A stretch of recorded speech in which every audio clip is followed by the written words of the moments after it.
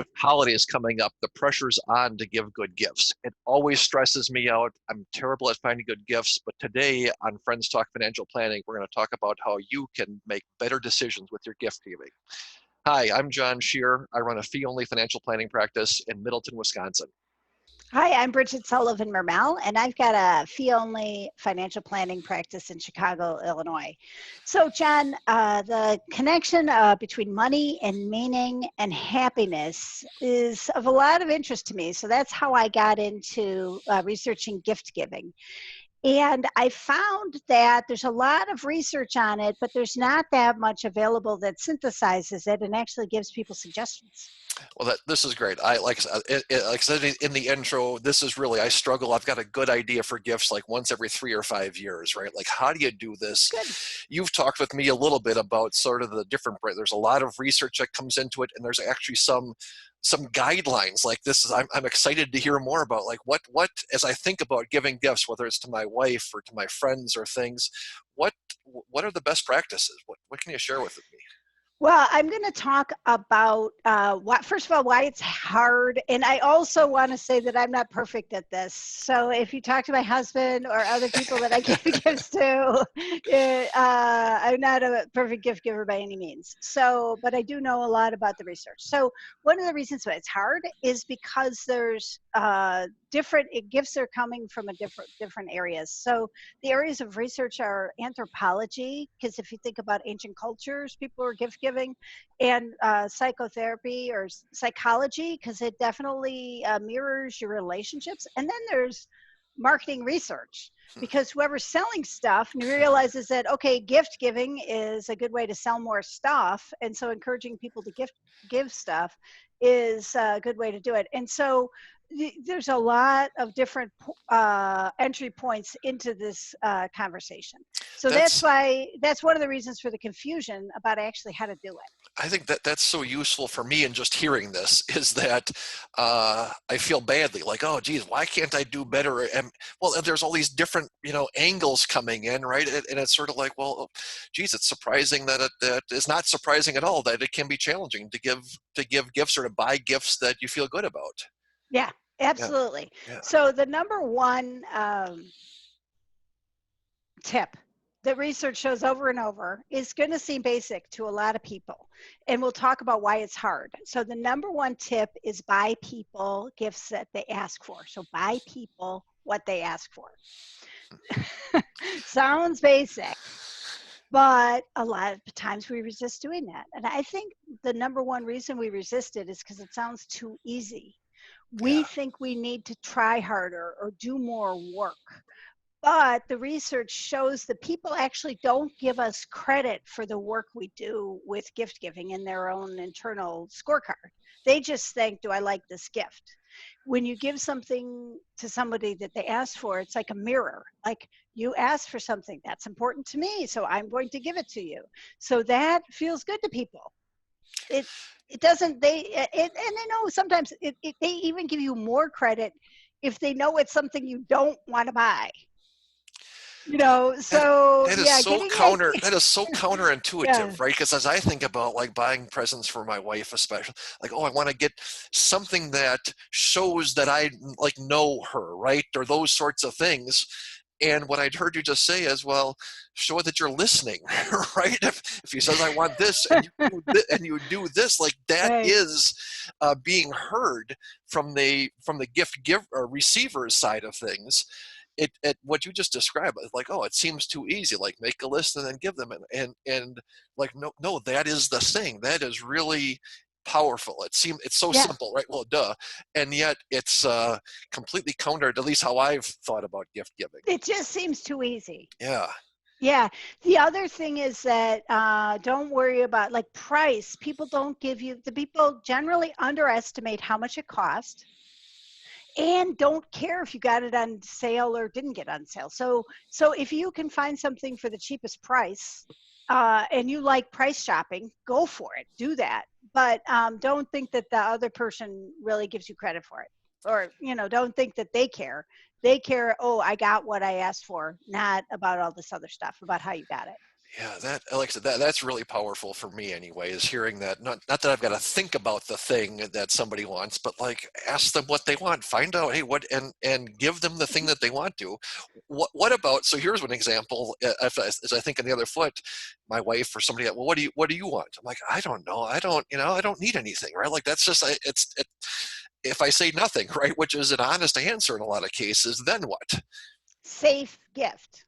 Safe So gift. then you are in maintenance territory. So realize that a lot of gifts are maintenance gifts. You're just Hmm, trying to maintain the gift, maintain your relationship, and there's socially accepted gift giving occasions.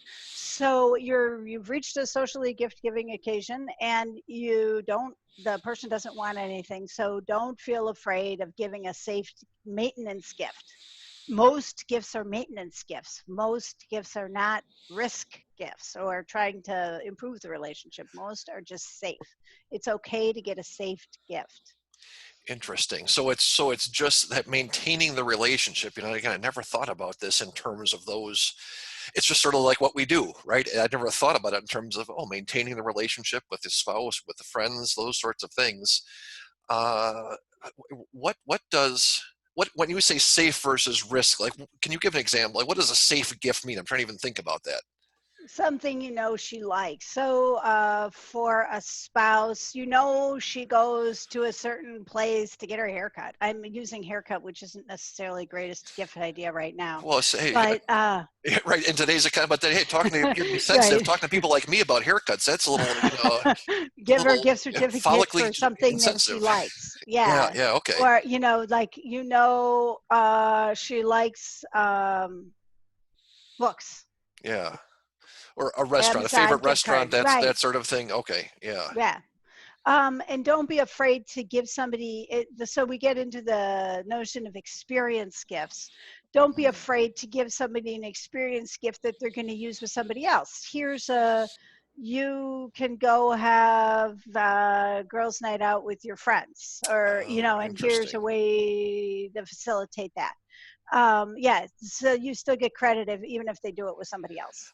One thing, I don't know, wonder if the research shows any of this, but one of the things as you describe experience gifts, or we call them consumable, I go out to a restaurant, Right. is like having stuff. We don't need any more stuff. Like that's one of the issues is all about, but having those experiences, right? It doesn't pile up the stuff, and it can be some of those meaningful things. Is that, if that feels good Meaningful as you and describe it? happiness. Yeah. Yeah. Okay. Okay. Higher happiness, higher meaning. And the other thing is that people don't ask for experiences, they ask for stuff. But Mm, people enjoy experiences more. Again, if you uh, know that there's an experience they like, or maybe your next vacation, you always go somewhere, you've got a cabin, some place, something that the person likes to do at the cabin, like that yeah. might be a good gift, something along those lines. So think about what the person likes to do: working out, going on trips, I have fish. I just got fish. So I'm asking for stuff for my fish. Yeah. Like so those are like, if they don't ask for anything and you've got to brainstorm, try to think, okay, what do they like, and then get them something in that realm. Yeah. So Um, it sounds kind of like, as I hear you say that, uh, give them what they want, right? Like that's number one. And then on a safe gift, like if you're going to do some reaching, the safe gift, but it's something they like, right? right. They like playing golf. I like these kind of restaurants. Then like some creativity could come, but within that safe realm, right? So it's either Right. give them what they want as a safe gift, or give them something that they're going to like is also safe, but you can be more creative if that's of interest to you. Right. Yeah, yeah, And okay. another thing, sometimes people are hard because they're really downsizing. So, like older people. Yeah, right. And so a good thing there is like what they call roll gifts. Like that's where you get the best grandpa mug, or like Uh, that kind of thing. So something that celebrates the person's role in your life is a nice safe gift for somebody who really doesn't want stuff. yeah, Yeah. And I know that we've seen some of those, you get the coffee mugs with the picture of the grandkids or those, right? That, Right. that sort of thing that's got that tie in. Right. That's great. Yeah. That Yeah, great idea for grandparents is like pictures of grandkids, and actually for your spouse too. Pictures yourself who wants to take pictures or do that. right. But spouses actually like that.